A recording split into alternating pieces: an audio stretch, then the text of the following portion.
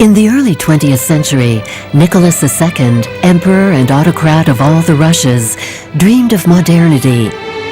To make this dream a reality, the Tsar widened the opening made by his venerable ancestors to the west, letting the universal light of Western knowledge shine on his empire.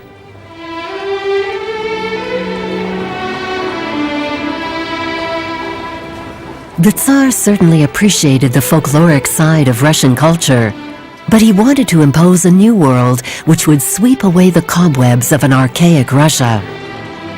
Cut off from reality, he defied his people and their growing brutality. Emotionally scarred by the deaths of over 1,300 Moscow citizens, as they were trampled on or suffocated in the rush for handouts on his coronation day in 1896, he turned his back on the troubles, strikes, and terrorism that had afflicted the empire since the assassination of his grandfather by a nihilist group.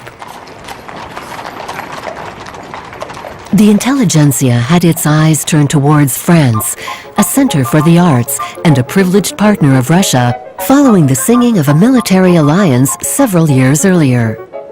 Like their ruler, equipped with a pocket guide of Paris, the elite of St. Petersburg had dreams of the French capital, its wide boulevards and the Latin Quarter peopled by students, women of the world, and will-o'-the-wisps.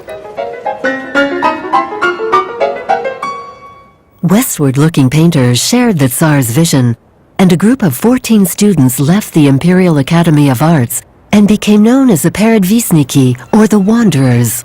They crisscrossed the countryside, painting Russian peasants transposed into typically French landscapes. At the same time, they strived to convert the rural population to Western progress. In 1907, in contrast to this modernism, Russian painter Vasily Kandinsky unveiled a work called Colorful Life, an ode to Russian traditions.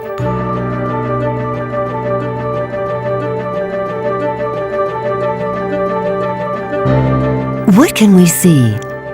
Light and multicolored, like a stained glass window, the painting reveals to the viewer all the life of old Russia.